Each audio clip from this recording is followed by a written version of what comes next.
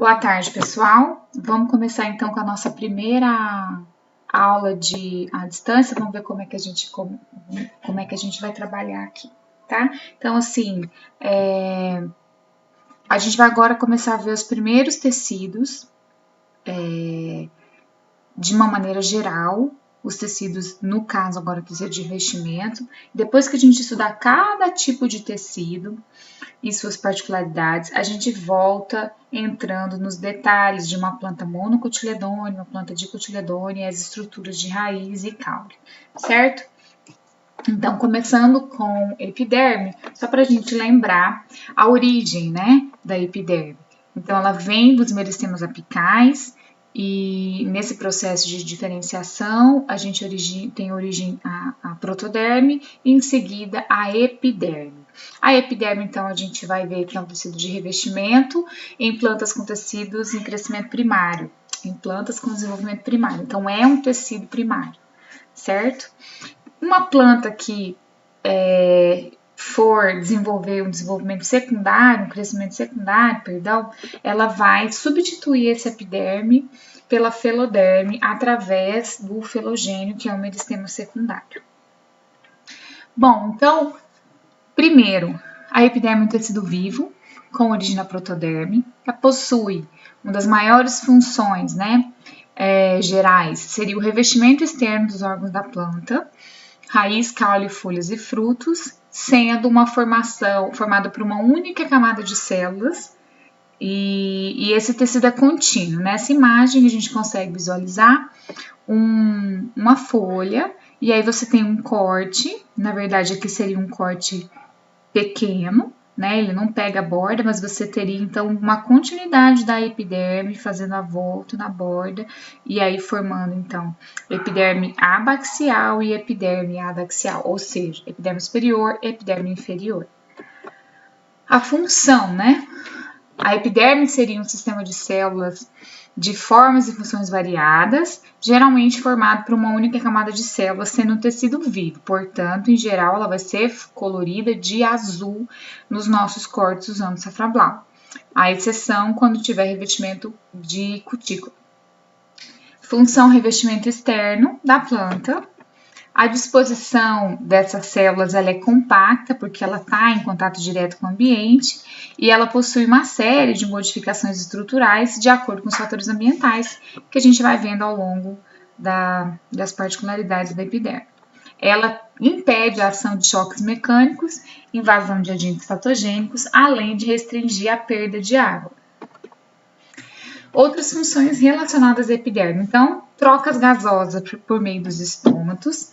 Se a gente vai ver que o estômato está restringido a algumas áreas da epiderme. Então, em geral, a epiderme pode acontecer troca de água por todas as células, mas geralmente a deposição de cera ou cutícula para restringir essa perda de água ao estômago para que ele consiga fazer o controle dessa liberação de água aí. Absorção de água e sais minerais nos pelos radiculares, que nada mais são do que prolongamentos da epiderme de raízes. Proteção contra a radiação solar, através do reflexo dos raios solares, que se deve à presença de cutícula espessa e pilosidade densa.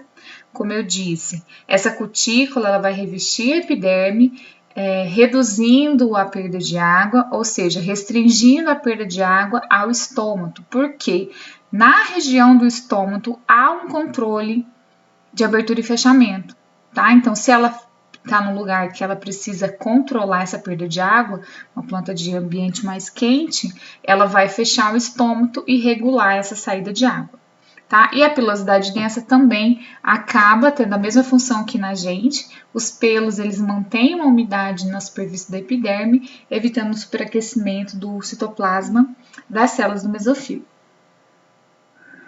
Pode haver também a função reprodutiva através da abertura do estômago, liberando grãos de pólen, reconhecimento de grãos de pólen pelas papilas e tricomas estigmáticos, que são partes da flor, e a polinização por meio de papilas e pigmentos presentes nas pétalas de flor. São funções muito específicas que a gente pode observar com detalhe quando estivermos vendo flor. Bom, Em geral, quais são as estruturas encontradas na epiderme, né? Então, a gente vai ter cutícula com função de impermeabilização e economia hídrica, como eu já disse, os estômacos nas trocas gasosas, então entrada de CO2, saída de vapor de água com oxigênio, os tricomas, retenção de água e proteção, no caso dos tricomas tectores, e glândulas, se for um tricoma glandular, pode estar emitindo liberação de odores para atração de polinizadores e proteção no caso de glândulas de sal. E os hidatódios na gutação. A cutícula é uma camada de cera de lipídio presente na superfície das células epidérmicas de algumas folhas. Então, aqui, essa camada seria a camada da epiderme e em cima a gente tem uma camada de cera, tá? Que pode ou não acontecer e pode estar fina ou espessa, depende da necessidade da planta. Certo? Então, só para a gente fixar aqui, face adaxial seria a face superior e a abaxial de baixo seria a inferior. A presença dessa cutina, da cutícula nas paredes celulares, reduz a transpiração e os estômatos são estruturas relacionadas com as trocas gasosas. Então, a disposição compacta das células e a presença dessa cutícula rígida faz com que a epiderme proporcione também sustentação mecânica para a folha. Tá? Então, aqui você teria, isso aqui é um estômato, com uma crista estomática aqui, e aqui a gente teria uma camada de cutícula revestindo essa epiderme. Bom, aqui tem uma imagem, essa imagem, faltou colocar a fonte aqui, mas é do Apessato da Glória, a gente já disponibilizou o capítulo para vocês lá no portal. Então, aqui tem só algumas imagens de epidermes e de cutículas e de estômatos e tal, e vários outros anexos epidérmicos. Bom, como seria a parede celular das células epidérmicas? São todas iguais? O formato de todas as células são regulares? Não. A gente pode ter, então aqui seria uma célula, aqui outra célula, aqui outra célula e aqui o estômato. Você vê células com paredes sinuosas, com outras curvas, algumas mais retinhas, tá? Então, a gente vai ver que essa sinuosidade geralmente está relacionada com o ambiente que a planta se desenvolve, qual a estrutura, se é de uma pétala, se é de uma folha, tá? E a quantidade de células em volta do estômato também a gente vai ver que classifica o estômato. E esse formato também. Bom, então, como eu já disse, a gente tem aqui algumas especificações, né, escritas, então eu vou ficar entrando em muitos detalhes. Qual seria a função dessa cutícula, que ela é impermeável à água. A cutícula e a cera também serve como barreira contra fungos, bactérias e insetos. Não vou me ater a detalhes, mas quando vocês estudarem fitopatologia, vocês vão observar que alguns patógenos podem penetrar a epiderme e outros entram inclusive pelos estômatos, tá? Então, essa camada sendo mais espessa dessa cutícula, ela pode impedir a entrada do patógeno. Outra coisa que pode ter nessas superfície dessa cutícula sendo o depósito de sais de sílica e lignina, tá? Que são características taxonômicas que a gente vai ver quando estudar a sistemática. Então, aqui mais algumas imagens. E aí, a gente vai ver aqui os estômatos, tá? Bom, então, os estômatos, eles apresentam uma divisão. Como que ele é formado, né? Então, no processo de desenvolvimento da célula, da folha, quando acontece o crescimento foliar, então, uma célula de pró-meristema vai se dividir e formar esse complexo estomático. Só que essa divisão, pelo que a gente vê aqui, tá bem ruim a foto, mas a gente consegue observar que há uma divisão assimétrica, formando então o que a gente chamaria de fenda estomática, que a gente vai ver no próximo slide, e as outras células, tá? Então, a gente vai ter o estômago em si, seria aqui célula guarda, né? Você vê aqui os cloroplastos e o núcleo. E aqui o ostíolo.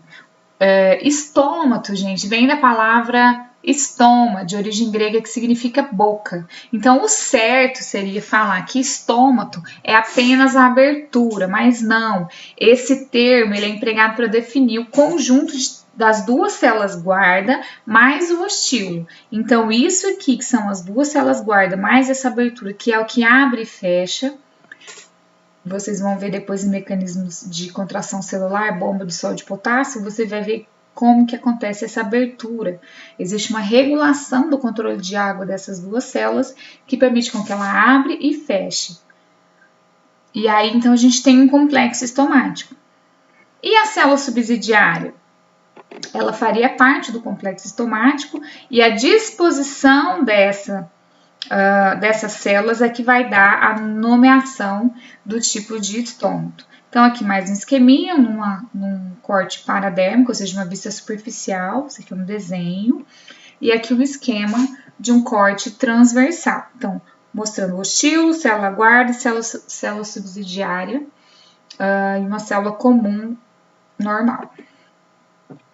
Bom, mais textinhos para ajudar o estudo de vocês, mas o que a gente tem aqui seriam cortes transversais pegando regiões de estômago, essa imagem a gente já viu, aqui seriam cristas estomáticas, e em alguns casos de algumas plântulas a gente tem também a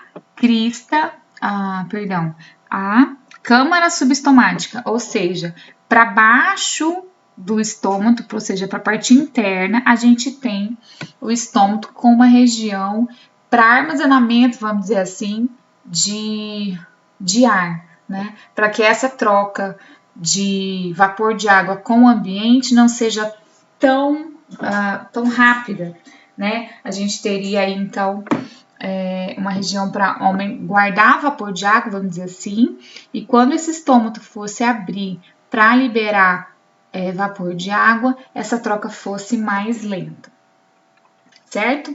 Então, na verdade, eu vou parar por aqui para não ficar muito longo, e aí a gente continua com os tipos de estômago.